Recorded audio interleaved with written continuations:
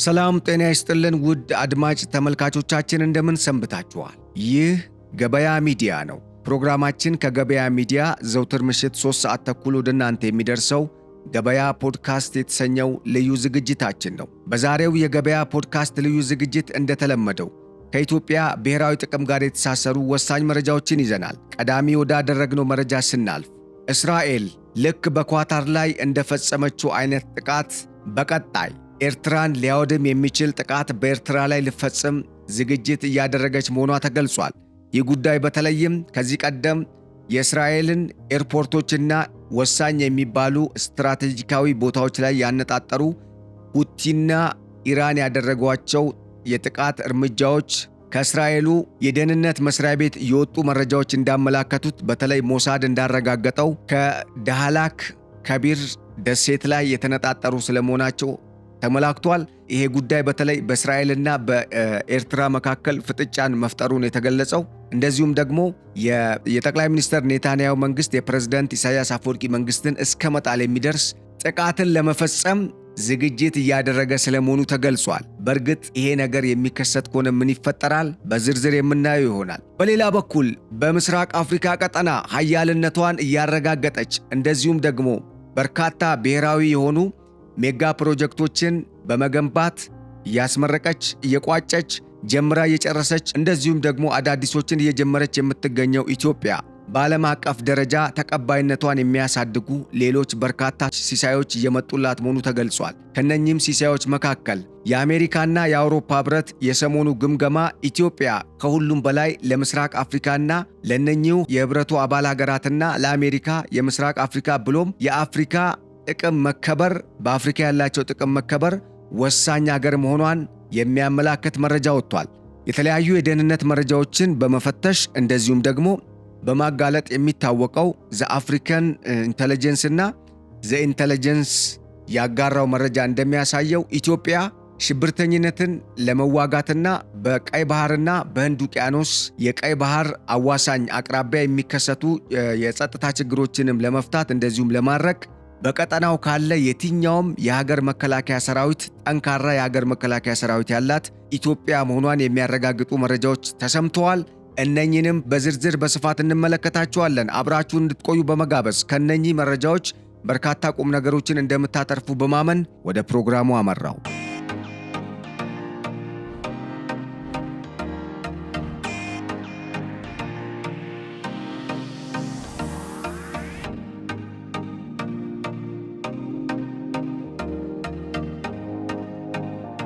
ቀደም ሲል እንግዲህ በመግቢያችን ላይ እንደገለጽኩት የእስራኤልና የኤርትራ ፍጥጫ ዳግም አገርሽቷል። በተለይ ከዚህ ቀደም የተለያዩ ጥቃቶችን ከእስራኤል ጋር ንክኪ አላቸው ተብለው በሚታመኑ የንግድ መርከቦችም የጦርም እንደዚሁም ደግሞ ሌሎች ከነዳጅ ጋር ተያይዞ እንግዲህ የነዳጅ አምጪና አጓጓዥ የሆኑ መርከቦች ላይ የተለያዩ ጥቃቶችን ሲፈጽም የነበረው የሁቲ ሚሊሻ በኢራን እንደሚዘወር ይታወቃል። እንግዲህ ከሰሞኑ በተለይ የሞሳዱ ሌተስት የሚባለው ይህንን ባለፈው በእስራኤልና በኢራን መካከል ተደርጎ የነበረውን የ12ቱን ቀን ጦርነት አስመልክቶ በእስራኤል ላይ የተፈጸሙ ጥቃቶች ከየትና እንዴት መጡ የሚለውን ጉዳይ እያጠና ባለበት በዚህ ወቅት የኤርትራው ፕሬዝዳንት ኢሳያስ አፈወርቂን ጥርሱ ውስጥ የሚያስገባ በኤርትራ ላይ ደግሞ እስራኤል ሳትወድ የግድ ጥቃት እንድትፈጽም የሚያደርጋትን መረጃ ሞሳድ ይፋ ማድረጉ ተገልጿል። በተለይም ይህ መረጃ ከሁቲና ከኢራን ጥቃት ጋር የተያዘ ነው። የሁቲ ሚሊሻዎችና የኢራን እስላማዊ ወታደራዊ ዘብ መሪ ባዘዙት መሰረት እስራኤል ላይ ተፈጽሟል የተባለው ጥቃት ከኢራን በቀጥታ የተወነጨፉ ሚሳኤሎች ብቻ ሳይሆኑ በዚሁ በቀይ ባህር ቀጠና በኤርትራ ቁጥጥር ስር በሚገኘው አሁን ደግሞ በኳታር ለ99 ዓመት በሊዝ በተገዛው ዳህላክ ደሴት ትልቁ ከሚባለው እንደዚሁም ለተለያዩ የሪዞርትና የተለያዩ የመዝናኛ ለሪክሬሽን ሴንተር መገንቢያነት ይውላል ተብሎ በሊዙ ሰነድ ላይ በተቀመጠው መሰረት ለኳታር ተላልፎ ከተሰጠው የዳህላክ ደሴት ከቢር አይላንድ ወይም ደግሞ የደሴት ወይም ደግሞ በውሃ የተከበበ ምድር ላይ የተወነጨፈ እንደሆነና ለእስራኤልም ከፍተኛ ስጋትን ደቅኖ የነበረ ጥቃት ስለመሆኑም የሚያሳይ መረጃ በሞሳድ በኩል መውጣቱን ተከትሎ የኔታንያሁ መንግስት በፕሬዝዳንት ኢሳያስ አፈወርቂ አስተዳደርና ጦር ላይ ከፍተኛ የሆነ ጥቃትን ሊፈጽም እርምጃ ሊወስድ እንደሚችል ተመላክቷል ማለት ነው። ምክንያቱም ይሄ ጥቃት በቀጣይም የማይቋረጥ ሊሆን የሚችልበት ሁኔታ ሊፈጠር ስለሚችል በተለይም ደግሞ የዳህላክ ደሴቶች ብዙ ከመሆናቸው ጋር ተያይዞ የኤርትራ መንግስት መቆጣጠር ሲገባው አሳልፎ በገንዘብ ራሱን ለመደጎም ሲል ለኳታር ወይም ለኢራን ዋና አጋርና ለቀጠናው መበጥበጥ ምክንያት ሆናለች ለምትባለው ለኳታርና ለኢራኗ ሳተላይት ለኳታርና እንደዚሁም ደግሞ ለሁቲ አማጽያን ለየመኖች አሳልፎ መስጠቱ ይህንን ጥቃት ለመፈጸም እስራኤልን ያስገደደ ጉዳይ ስለመሆኑ እየተገለጸ ነው የሚገኘው። በእርግጥ ከዚህ ቀደምም የኢሳያስ አፈወርቂ መንግስት የሁቲ ሚሊሻዎችን ጨምሮ እንደ አልቃይዳ፣ አይኤስአይኤስ እና አልሸባብን ከመሰሉ ዓለም አቀፍ የሽብርተኛ ቡድኖች ጋር በጥምረት እንደሚሰራ የሚያሳዩ መረጃዎች በኢትዮጵያ መንግስት ለተባበሩት መንግስታት ድርጅት የጸጥታው ምክር ቤት ለአፍሪካ ህብረትም ሲቀርቡ መቆየታቸው ይታወቃል። ታዲያ ይህንን ተከትሎ በቅርቡ ሞሳድ ያወጣው መረጃ ወይም ምስጢራዊ ሰነድ የኤርትራው ፕሬዝዳንት ኢሳያስ አፈወርቂ በውስጥ ያጋደለባቸውን ኢኮኖሚ ለማቃናትና የገጠማቸውን የፋይናንስ ችግር ለመፍታት ሲሉ በተለይም ኢትዮጵያ የባህር በር ለማግኘት ስትል የኔን ሰፊ ግዛት ልትወስድብኝ ነው በሚል ስጋት የጦር መሳሪያ ለመግዛት በማሰብና ለጦር መሳሪያ ግዢ ለማዋል ሲባል የዳህላክ ትልቁን ደሴት ከቢርን በ99 ዓመት የሊዝ ኪራይ በሚል ስያሜ ለኳታር መሸጧን የታወቀው።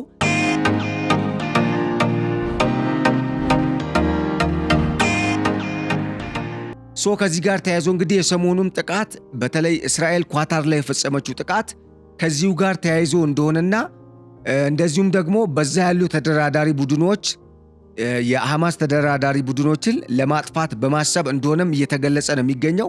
በእርግጥ ጥቃቱ የሐማስ ተደራዳሪ ቡድኖችን ለማጥፋት ብቻ ሳይሆን ሌላ መልእክትም ያለው እንደሆነ በበርካታ የጂኦፖለቲክስ ምሁራን በትንተና መልክ እየቀረቡ ያሉ መረጃዎች እያሳዩ ነው የሚገኙት። በተለይም እስራኤል ከኳታር ጋር ከዚህ ቀደም አሜሪካ ካላት ግንኙነት አንጻር በምንም መልኩ ግጭት ውስጥ ገባለች ተብሎ የማይታሰብና በተለይም ደግሞ ሁለቱ ሀገራት ካላቸው የአቀማመጥ ሁኔታ እንደዚሁም ርቀትና በምንም መልኩ የማይገናኙ ሀገር መሆናቸውን ተከትሎ እስራኤልና ኳታር እንደውም ከሌሎቹ የአረብ ዓለማት የበለጠ ይጣመራሉ የሚል ግምት ነው የነበረው። ነገር ግን እስራኤል በኳታር ላይ ጥቃት ፈጽማለች። ይህንንም ጥቃት ተከትሎ በኳታር ትላንትና ከትላንት በስቲያ የሙስሊም አረብ ሀገራትና የሙስሊሙ ዓለም ሀገራት መሪዎች ተሰብስበው እስራኤል ከዚህ በኋላ ምንም አይነት ትዕግስት ወይም ደግሞ እስራኤልን ከዚህ በኋላ እንደማያባብሏት የገለጹበት ሁኔታ ነው ያለው። በአንጻሩ እንደ ግብፅን የመሰሉ ሀገራት ደግሞ ሌላ አዲስ ልክ በዋርሳው እና እንደዚሁም ደግሞ ኔቶ ሲቋቋም አሜሪካ ሮሉን እንደወሰደች ወይም ደግሞ ሚናዋን እንደተወጣች ግብፅም ከዚህ ቀደም በሳውዲ አረቢያ በኩል ሳውዲ አረቢያ በተለይ አሁንም ድረስ ቀጠናዊ የበላይነትን በተለይ በተባበሩት አረብ ኤምሬትስና በኢራን እንዳይቀበል ወይም እንዳያትበለጥ ከፍተኛ ስጋት እንዳላት ይታወቃል። ከዚህ ቀደምም የሳውዲው ንጉስ እንደዚሁም ደግሞ አልጋ ወራሹም ራሱ አሁን ያሉት ማለት ነው ሙሐመድ ቢን ሰልማንም አባታቸውም ኢራን በጣም ከፍተኛ የቀጠናው ስጋት መሆኗን በማመላከት ኢራን ኒውክለር የምትታጠቅ ከሆነ እኛም እንታጠቃለን የሚል አስተያየትን ሲሰጡ መሰማታቸው ተገልጿል። ከዚህ ጋር ተያይዞ እንግዲህ አሁን በዚህ ቀጠና ላይ እየሆነ ያለው ጡዘት ዋና መሰረቱ በእስራኤልና በኢራን ወይም ደግሞ እስራኤል በቀጠናው ላይ ሽብርተኝነትን ያስፋፋሉ፣ የኒውክለር መሳሪያን ለመታጠቅ እየተንቀሳቀሱ አሉ በምትላቸው የአረቡ ዓለም ሙስሊም ሀገራት መሪዎችና እንደዚሁም በሚከተሉት ርዕዮተ ዓለም ልዩነት ምክንያት የመጣ በጣም በርካታ የሆኑ ጉዳቶችን ሊያደርስ የሚችል ከፍተኛ የጦርነት ስጋትንም የፈጠረ ስለመሆኑ እየተነገረ ነው የሚገኘው።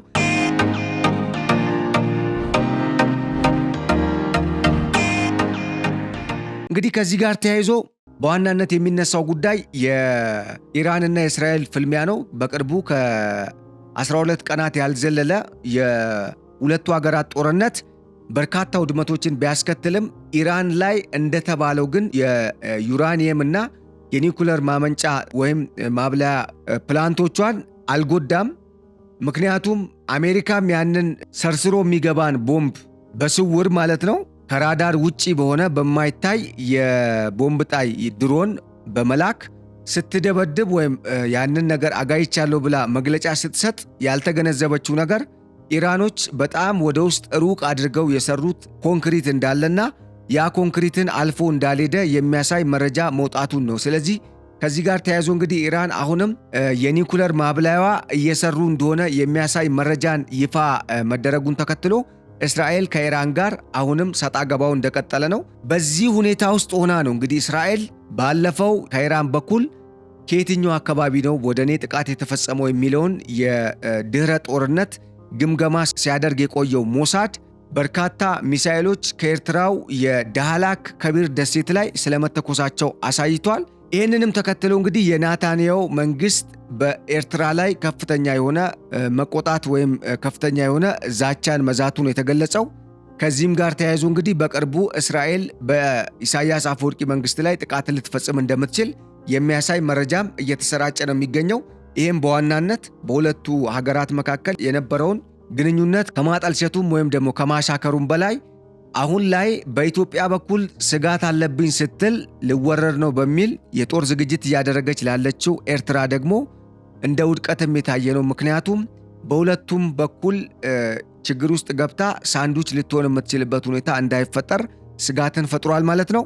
ለማንኛውም እስራኤል ባለፈው ከኢራን ጋር ባደረገችው የ12 ቀናት ጦርነት ወደ እስራኤል ከተተኮሱ ሚሳኤሎች መካከል ከዚህ ከዳህላክ ከቢር ደሴት የተተኮሰ እንደሆነና ኢራንም በኳታር ግብዣ በዚህ ደሴት ላይ ጦሯን እንድታሰፍር በህቡ ማለት ነው ስለመደረጉና የኢሳያስ አፈወርቂ መንግስት ይህንንም እያወቀ ሪፖርት አለማድረጉ ወይም ደግሞ አለመቃወሙ ከጥቃቱ ሰለባነት እንደማያድነው እየተገለጸ ነው ማለት ነው።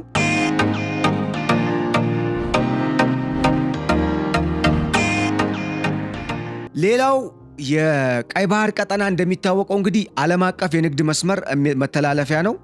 ብዙ የታሪክ ድርሳናት እንደሚያስረዱት ከዚህ ቀደም በኬፕ ኦፍ ጉድ ሆፕ ኤንድ ኬፕ ኦፍ ስቶርም በሚባሉ በደቡብ አፍሪካ የድንበር ከተማዎች አልፎ ነው እንግዲህ ወደ ምዕራቡ ዓለምም ዞሮ ወደ አትላንቲክና ፓሲፊክ ውቅያኖስ ዞሮ ነው እንግዲህ በዛ በኩል ረጅም ርቀትን ሄዶ ወደ አውሮፓም ወደ አሜሪካም ሲሄዱ የነበሩት መርከቦች አሁን ግን በተለይ የፈረንሳይ ኢንጂነሮች የስዊዝ ካናልን ከእንግሊዞች ጋር በመተባበር ገንብቶ ካጠናቀቁና እንግሊዞችም የማስተዳደሩን ሮል በኋላ ላይ ከያዙ በኋላ ይሄ የንግድ መተላለፊያ በዓለም አቀፍ ደረጃ በጣም ወሳኝነት ያለውና ለዓለም የንግድ እንቅስቃሴ በጣም ትልቅ አበርክቶን ያበረከተ እንደዚሁም ለግብፅ ደግሞ በጣም ከፍተኛ የሚባል ዓመታዊ ገቢን የምታገኝበትን የንግድ ዕድል ወይም ደግሞ የሀብት ምንጭ የፈጠረላት እንደሆነም ተገልጿል። ከዚህ አንጻር ይህንን ቀጠና ለመቆጣጠር ኢራኖችም እስራኤሎችም ፍላጎት አላቸው። እስራኤሎች የምዕራባዊ ዓለምም በተለይ የአሜሪካም ጉዳይ አስፈጻሚ ከመሆኗ ጋር ተያይዞ እስራኤል አሁን ላይ ባለው ተጨባጭ ሁኔታ ይህንን የቀይ ባህር ቀጠና ለመቆጣጠርና ብሎም የስዊዝ ካናልን በአዲስ የዓለም አቀፍ የንግድ መስመር ወይም ደግሞ ውሃ ሰራሽ ካናል ለመቀየር ጥረት እያደረገች እንደሆነና እቅዱንም በይፋ ማስታወቋ ተገልጿል። ከዚህ ጋር ተያይዞ ከፍተኛ ስጋት እየተሰማት የምትገኘው ግብፅም እስራኤል በቀጣይ እኔ ላይ ጥቃት እንዳትፈጽም እንደዚሁም ደግሞ ብትፈጽም እንኳን መከላከል የምችልበት አቅም እንዲኖረኝ የአረብ ሊግ ኔቶ የሚቋቋም እስከ ማለት መድረሷን የተገለጸው። በአንጻሩ ኤርትራ አይደለም ከእስራኤል ጋር በቀጠናው ካሉ ትንንሽ ሀገራትም ጋር ወይም ደግሞ ጠንካራ ያልሆነ የኢኮኖሚ መሰረትና የሰው ኃይል በተለይ ወጣት ኃይል የሌላት እቺ ሀገር በአብዛኛው ለጸጥታ ስጋት የተጋለጠችና ራሷም የጸጥታ ስጋት ሆና እንግዲህ በፕሬዝዳንት ኢሳያስ አፈወርቂ አማካኝነት ይህንን ቀጠና በተለይ የምስራቅ አፍሪካ ቀጠናን ስታምስ የቆየች ሀገር ነች። ከዚህ አንጻር በቅርቡ እንግዲህ በእስራኤል በኩል ጥቃት ሊፈጸም እንደሚችልና ይሄ በሞሳድ የወጣው መረጃም ተጨባጭነት እንዳለው እስራኤል የሳተላይት ኢሜጆች ወይም ደግሞ ምስሎችም ስለማግኘቷን የተገለጸው። ከዚህ አንጻር እስራኤል በዚህ ደረጃ ከኤርትራ ጋር ሰጣ ገባ ውስጥ ባለችበት በዚህ ወቅት የኤርትራው መንግስት ግን ጆሮ ዳባ ልበስም ሳይል በእስራኤል መንግስት ስጋት ውስጥ ከመውደቁ ጋር ተያይዞ ሳውዲ አረቢያ፣ ኳታር፣ ኢራን፣ ግብፅና ሌሎቹም የአረቡ ዓለም ሀገራት እርዳታ እንዲያደርጉለት በሚስጥር መጠየቁና የልዑክ ቡድንም ልኮ እየተማጸነ እንደሚገኝ የሚያሳይ መረጃ ነው እንግዲህ አሁን የወጣው። ከዚህ ጋር ተያይዞ እንግዲህ እነኚህ መረጃዎች በቀጣይ ምን ያህል የቀጠናውን ተጨባጭ የጂኦፖለቲካል ሁኔታ ይቀይራሉ አሊያም ደግሞ እስራኤል የምትፈጽመው ጥቃት ለኢትዮጵያ ትልቅ የመነቃቃትና አቅምን የሚፈጥር ኢትዮጵያ በትንሽ አቅም ወይም ደግሞ አቅሟን ሳታባክን የአሰብ ወደብን እንድትቀላቀል የሚያደርግ ስለመሆኑም እየተነገረ ነው የሚገኘው።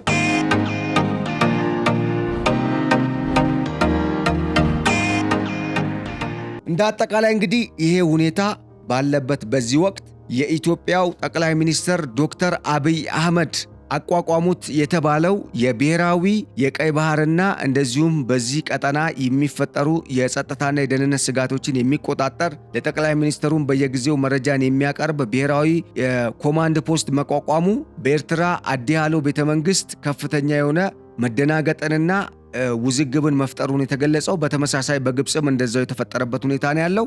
በሌላ በኩል የኤርትራ ጦር ግስጋሴውን ወደ ኢትዮጵያ በተለይ ጦርነቱን በኢትዮጵያ ምድር ላይ ለማድረግ አስቦ ትግራይን የጦር መናኸሪያ ወይም ደግሞ የጦር አውድማ ለማድረግ ከዚህ ቀደም በትግራይ የተካሄደው ጦርነትና ህዝቡ እስካሁን የከፈለው መስዋዕትነትና እንደዚሁም ደግሞ የደረሰበት በደል ሳያንስ ኢሳያስ አፈወርቂ አሁንም የትግራይን ህዝብ የጥቃት ኢላማ ውስጥ አስገብቶ ጦርነቱን በትግራይና በኢትዮጵያ ውስጥ በተለይ በትግራይ ግዛት ውስጥ በኢትዮጵያ ውስጥ እንዲሆን ለማድረግ ጥረት እያደረገ ስለመሆኑ የሚያሳዩ መረጃዎች ወጥተዋል። በአንጻሩ የኢትዮጵያ መንግስት ደግሞ ከትግራይም በማስወጣት ወደ ራሱ ግዛት ውስጥ ጦርነቱን በመመለስ በኤርትራ ውስጥ ተጀምሮ በኤርትራ ውስጥ እንዲያልቅ ለማድረግ እንቅስቃሴዎች ስለመኖራቸውም የሚያሳዩ የደህንነት መረጃዎች አሉ። እንደ አጠቃላይ ይሄ የብሔራዊ ኮማንድ ፖስት መቋቋም መሰማቱ ኤርትራን ክፉኛ እንዳስደነገጠና የኢሳያስ አፈወርቂ መንግስት አሁን ላይ ያለ የሌለ ኃይሉን በማጠራቀም ከኢትዮጵያ ጋር በቀጥታ ጦርነት ውስጥ ለመግባት ጥረት እያደረገ እንደሚገኝ የሚያሳይ ነው ማለት ነው። በእርግጥ ይሄ ነገር ይሳካል ወይስ በሌላ መልኩ ይፈታል የሚለው ጉዳይ አነጋጋሪ እንደሆነ ቢቀጥልም ማለት ነው።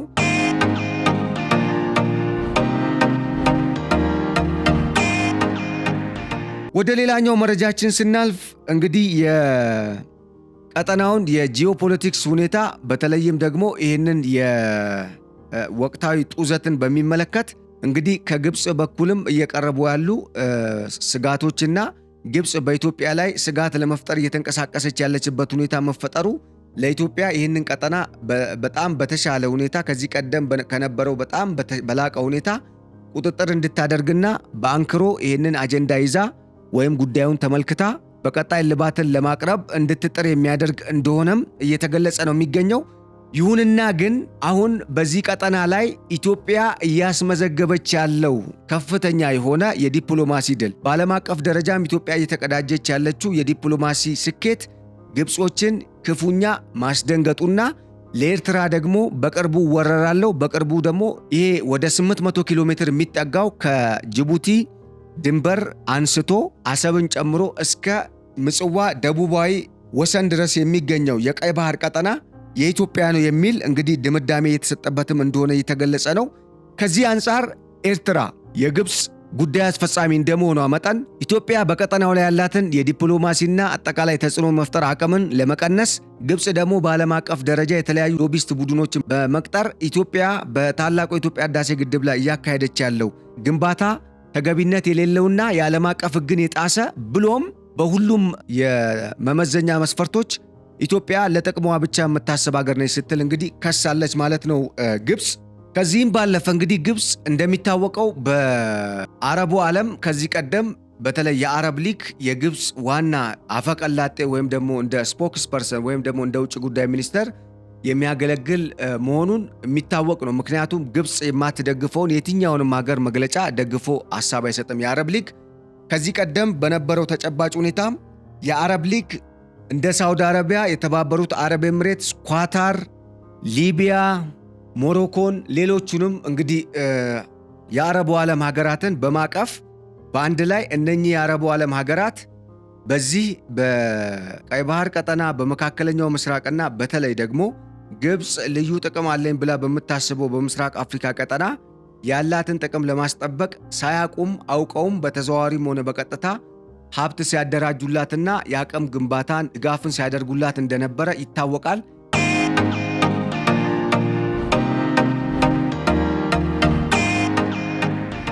ያንንም የዘመናት እንግዲህ የተሳሳተ ትርክትን ዛሬ ለመድገም በማሰብ በኢትዮጵያ ከዚህ ቀደም ያደረገችው በኢትዮጵያ ላይ ልትፈጽም ያሰበችው ሴራና ኢቭን ነጩ ቤተ መንግስት ድረስ ሄዳ ያቀረበችው ክስ ግብጾች እንደጠበቁት ሆኖ ባለመገኘቱ ምክንያት አሁን ላይ እንግዲህ የአረብ ኔቶ ጦር ይቋቋም በማለት ሌላ ችግርን ለመፍጠር እንቅስቃሴ ስለማድረጓም ተገልጿል።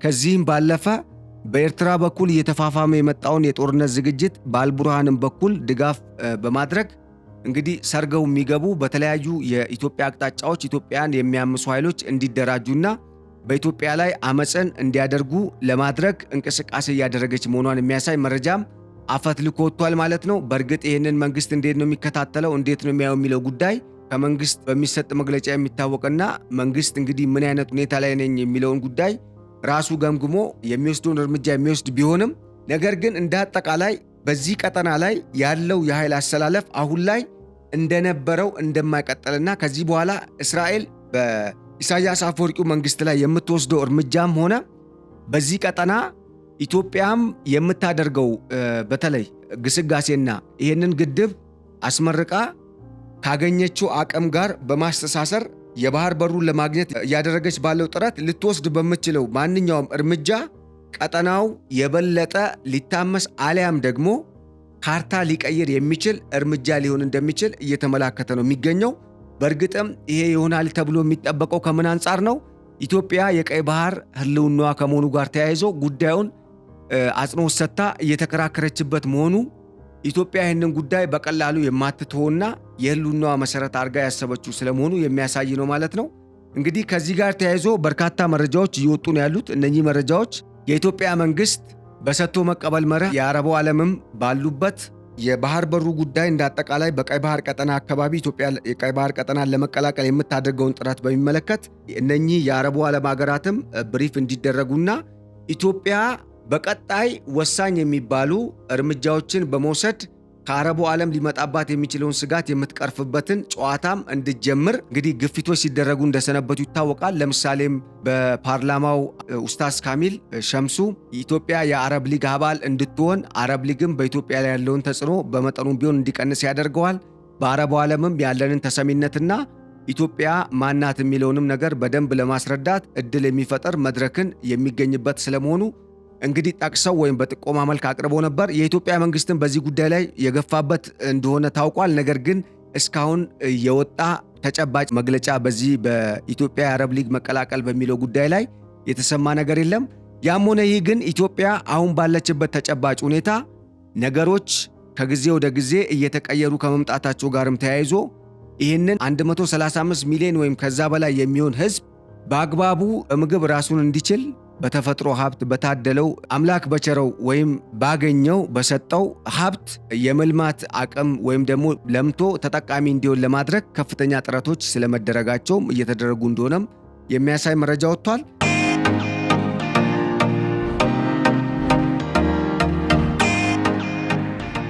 ስለዚህ ከዚህ አንጻር እንግዲህ እስራኤል ልትፈጽም ያሰበችው ጥቃት የሚፈጸም ከሆነ በእርግጥ በኤርትራው መንግስት ኢሳያስ አፈወርቂ ላይ ምን ይደርሳል፣ የቀጣዩ የኤርትራ ጣፈንታስ ምን ይሆናል የሚለውን ጉዳይ አሁንም ምሁራን እንዲነጋገሩበትና የበለጠ ሐሳብ አስተያየታቸውን እንዲገልጹበት እያደረገ ያለ ጉዳይ ስለመሆኑ ተመላክቷል ማለት ነው። ውድ አድማጭ ተመልካቾቻችን እንግዲህ ሌላው ከዚህ ጉዳይ ጋር ተያይዞ የሚነሳው ነገር እንግዲህ ቀደም ሲል በርካታ የሚዲያ አውታሮችን ገልጬላችኋለሁ። አሁን ጨዋታው ስለመቀየሩ የሚያሳይ አዲስ መረጃ ወጥቷል። ለምንድን ነው ከተባለ እስራኤል ኳታር ላይ የፈጸመችው ጥቃት ኳታር የዳህላክ ደሴቶች ከሆኑት ከቢር ደሴትን በ99 ዓመት የሊዝ ኪራይ ገዝቶ ለኢራን የጦር እንግዲህ መዘጋጃ ወይም ደግሞ ስትራቴጂክ የጦር መስፈሪያነት ስላዋለው ከዛም ጋር ተያይዞ እንደሆነ ተገልጿል። ይህንን የሚያውቀውና እያወቀ ያከራየው የኢሳያስ አፈወርቂ መንግስትም ከዚህ ጥቃት ተጠቂ ከመሆን እንደማያመልጥና በቀጣይ ደግሞ በኤርትራም ሌላ መንግስት እንዲመጣ ሊያደርግ የሚችል እንግዲህ የደህንነት ስራም ሞሳድ እየሰራ ስለመሆኑ የሚያሳይ መረጃ ነው። እንግዲህ ከዚህ አዲሱ መረጃ መረዳት የምንችለው ይሄ ለኢትዮጵያ ምን አይነት ጥቅም ይሰጣታል ብለን ስናስብ ለኢትዮጵያ በጣም በርካታ ጥቅሞችን የሚሰጥ ነው። አንደኛ ኢትዮጵያ በቀላሉ አቅም ፍላጎቷን ለማሳካትና የጠላቷን አቅም ለማዳከም እድልን ይፈጥራል። በሁለተኛ ደረጃ ይሄ ራሱ መሆኑ የኢትዮጵያን የተጽዕኖ ፈጣሪነትና በዲፕሎማሲው ረገድ እያሳየች ያለችውን ተነሳሽነት እያስመዘገበች ያለችውን ውጤት በደንብ የሚያመላክት ነው። ከዛ ውጭ ደግሞ ኢትዮጵያ አሁን ላይ በዓለም አቀፍ ደረጃ የባህር በር ጥያቄ ጉዳይ ላይ አዳዲስ ሰነዶችን እያወጣችና እነኚህም ሰነዶች ጥቅም ላይ ይዋሉ ብሎም ደግሞ በተባበሩት መንግስታት ድርጅትም በዓለም አቀፉ ፍርድ ቤትም በተለያዩ ሀገራት ዲፕሎማቶችም እውቅናን ያገኘ መሆኑ ለኤርትራ ትልቅ ሽንፈትን ያጎናጸፈና ለኢትዮጵያ ደግሞ በአንጻሩ ትልቅ ድልን ያቀዳጀ ነው እየተባለ ነው የሚገኘው። እንዲሁም ደግሞ ለነኚህ ለአረቡ ዓለም ሀገራትም ችግር የሚፈጥሩና በቀጣይ ኢትዮጵያ የቀይ ባህርን ለመቀላቀል በምታደርገው ጉዞ ወይም ግስጋሴ እነኚህ የአረቡ ዓለም ሀገራት ጠንቅ እንዳይሆኑባት ኢትዮጵያ ቀድማ ስለመዘጋጀቷ የሚያሳይ መረጃ ይፋ ተደርጓል ማለት ነው።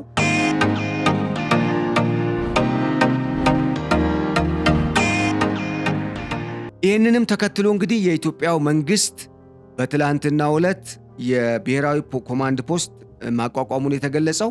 ይህንን ብሔራዊ ኮማንድ ፖስት የአገር ውስጥ ደህንነት ቢሮ ኒሳ፣ እንደዚሁም የብሔራዊ መረጃና ኢንፎርሜሽን ቴክኖሎጂ ኤጀንሲ ወይም ኢንሳ እና ኒሳ መቆጣጠራቸው ወይም ደግሞ መሳተፍ መቻላቸውን የተገለጸው።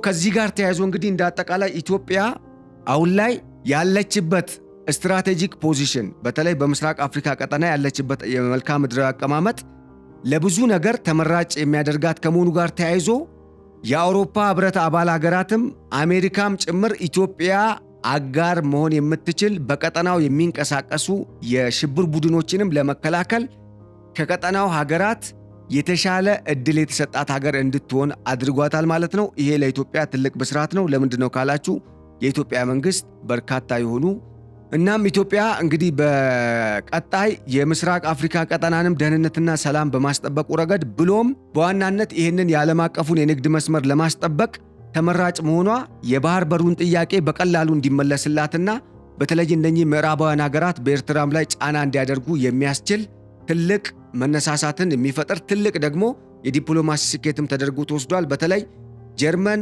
የተባበሩት አረብ ኤምሬት እንደዚሁም ሳውዲ አረቢያና ፈረንሳይ በዚህ በምስራቅ አፍሪካ ቀጠና አዲስ ጥምረትን ሊፈጥሩ የሚችሉበት ሁኔታ እንደሚፈጠር እየተገለጸ ነው። በሌላ በኩል ደግሞ ኢትዮጵያ በአውሮፓ ህብረት እውቅና የተሰጣት የአሸባሪ ቡድኑን ለመከላከል መስዋዕትነት እየከፈለች ያለች ሀገር ከመሆኗ ጋር ተያይዞ ኢትዮጵያ ሰፊ ገበያም በአፍሪካም ትልቋ ባለ አራተኛ ኢኮኖሚና የአፍሪካ መግቢያ ከመሆኗ ጋር ተያይዞ ለኢትዮጵያ ትልቅ ድጋፍን ሊያደርጉ እንደሚችሉ እየተገለጸ ነው። የአባይ ግድብ በዚህ መልኩ ተጠናቆ ለምርቃት እንደበቃውላ የአሰብ ወደብም እንደዚሁም ደግሞ የኢትዮጵያ የባህር በር አክሰስ ቱ ዘ ሲ ወይም ደግሞ የባህር በር የማግኘት ወደ ባህር የመቅረብ ብሔራዊ ጥቅሟን ለማስጠበቅ ያሏትን ተፈጥሯዊ መብቶችና ተፈጥሯዊ ልገሳዎች በማሳየት ሰላምን ለመፍጠር ጥረት ታደርጋለች ተብሎ ይጠበቃል። እንደ አጠቃላይ ግን አሁን ላይ ኢትዮጵያ በምስራቅ አፍሪካ ቀጠና ካሉ ሀገራት እንደዚሁም ወደ ቀይ ባህር ቀጠና ቢቀላቀሉ የተሻለ ግምት ከሚሰጣቸው ኃይሎች የተሻለ ግምትና የተሻለ አማራጭ ሆና የቀረበችበት ሁኔታ እንዳለ መገንዘብ ይቻላል። ይሄ ለኢትዮጵያ በጣም ትልቅ ብስራትና የሚያስደስት እንደሆነም መገንዘብ ያስፈልጋል ማለት ነው። ውድ አድማጭ ተመልካቾቻችን ለዕለቱ ያዝንላችሁ የገበያ ፖድካስት ፕሮግራማችን ይህንን ይመስል ነበር። አብራችሁን ስለቆያችሁና ስለ አንድነታችሁ እንደዚሁም ለዛሬው ስለተከታተላችሁንና አብራችሁን ስለቆያችሁ በማመስገን መልካሙን ሁሉ ተመኘን። ሰላም።